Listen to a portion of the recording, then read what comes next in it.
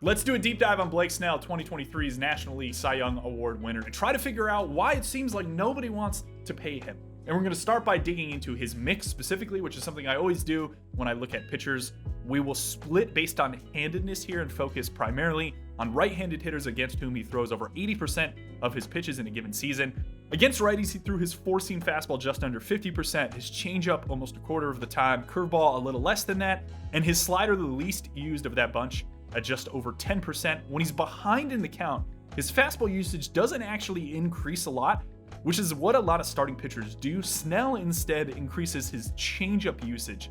He brings it up to nearly 40% when he's behind in the count, a pitch he's clearly comfortable spotting to right-handed hitters down and away from them. On the flip side of that, when he's ahead in the count, he leans pretty heavily on his curveball, bringing it up to right around 35% usage, which is a lot, and actually throwing it more than his fastball when he's ahead in the count. So my takeaways from Snell in 2023, based on usage specifically, are that he likes his changeup when he's behind in the count to righties, he prefers his curveball when he's ahead, and his fastball is most often used when the counts are even. And I actually don't mind this strategy. To me, it's basically saying, if I fall behind, I'm not going to increase my fastball usage. That's what everybody else does. It's my most hittable pitch. Why would I do that and put you in a count where you're going to be more aggressive versus my most hittable pitch? Instead, you're going to see me try to spot a changeup down and away when I'm behind at an equal rate to my fastball usage. And if I miss and fall behind by a lot, I'm fine walking you because I'm good with runners on base. I'm just not going to give you a chance to slug my four-seam. And from a heat maps to righty standpoint, you can see that he spreads out his fastball a bit, mostly down and away, but also up and in. And this heat map in particular is a classic example of needing to split a heat map based on count to understand why it appears so spread out. When Snell is ahead, his fastball really creeps to the top of the zone. When he's behind, that same fastball is more bottom half of the zone. Combine these two maps together and you get what looks like a pitcher with poor command, when in fact, I don't really think that's the case. I get that location plus on Fangraphs, an estimator of how often a pitcher is putting a pitch in a spot for it to succeed, has Snell as below average, but I think some of that is just a byproduct of him intentionally avoiding the middle of the plate a lot, perhaps a bit too much, and perhaps even avoiding areas where he should be throwing that pitch in the zone more, which is why the location plus is so low. And it's no surprise that the damage he gives up on his four-seam is mostly out over the plate in 2023, which lines up pretty well with his fastball location when he's behind in the count. I think that's some decent validation, again, for using the changeup as much as possible behind in the count. He's throwing that fastball behind in the count in spots where it's slugged, so why not drop the usage and again give the hitter less of a chance to slug behind in the count, particularly against his four-seam fastball. And this is actually a pretty big change for him from 2022. Back in 2022, Snell only threw his changeup 6% overall to right-handed hitters. When he was behind in the count that year, remember how his changeup usage lingered around 40% in 2023 versus right-handed hitters? Well, that was just 8% in 2022. Instead, he threw that fastball we were just talking about nearly 60% of the time when he was behind, and it allowed nearly a .600 slugging percentage. We even saw this more fastball approach in 2022 stick in the early months of 2023.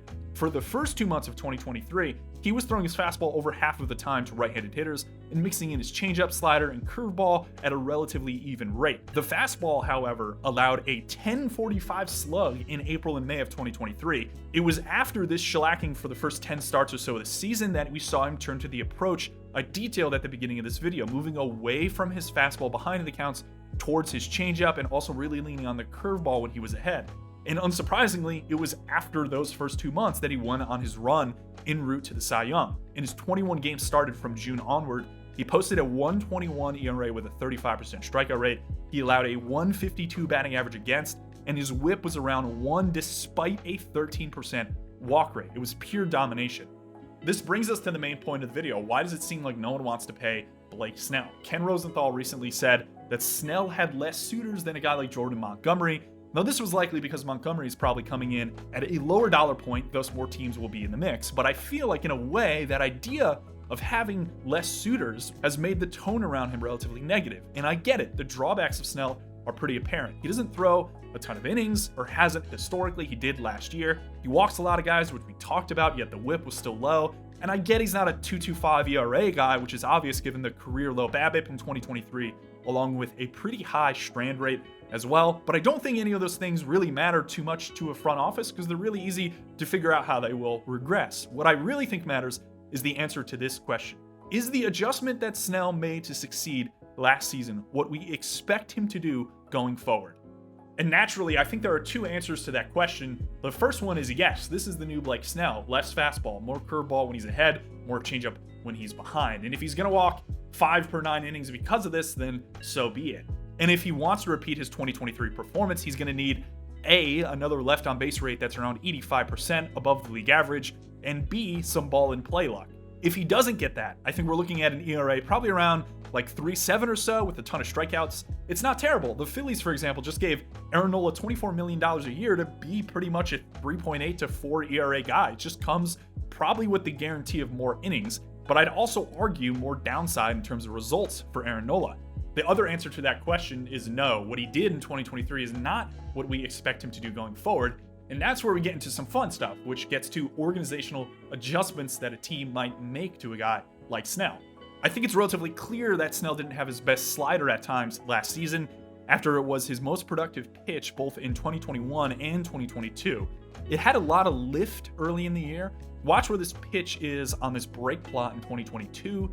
This green one, that's his slider. And now watch where it is in the start of 2023. See how it was higher up early in 2023? I think that's a byproduct of him getting behind the ball a bit more and turning it into slightly more of a cutter, but he did in fact get the pitch back late last year, and his shape was nearly identical to what it was in 2022, and it actually carved up hitters as well last year. 56% swing and miss from July 2023 onward, where about 33% is the average for a slider.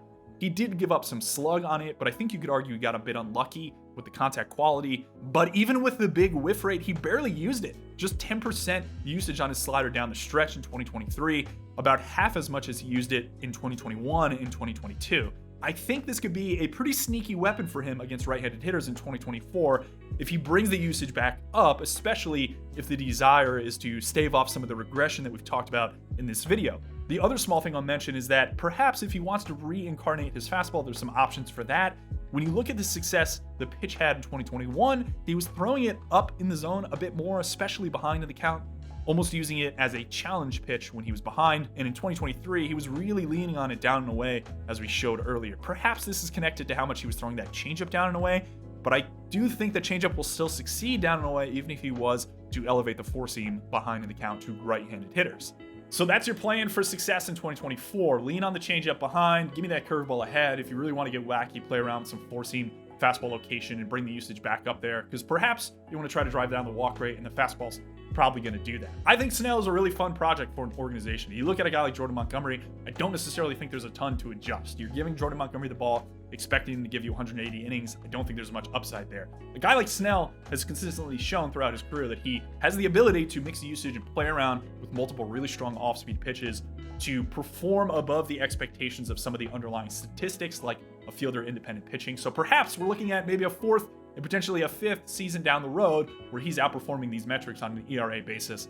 And if a team's confident in their ability to mix around with him and adjust, play with his slider, maybe there's a chance that he ends up being a lot better than we're all anticipating based on the temperature around him in the market. Thanks for watching. Let me know your thoughts in the comments as to whether you'd like Blake Snell on your favorite team. As always, take care.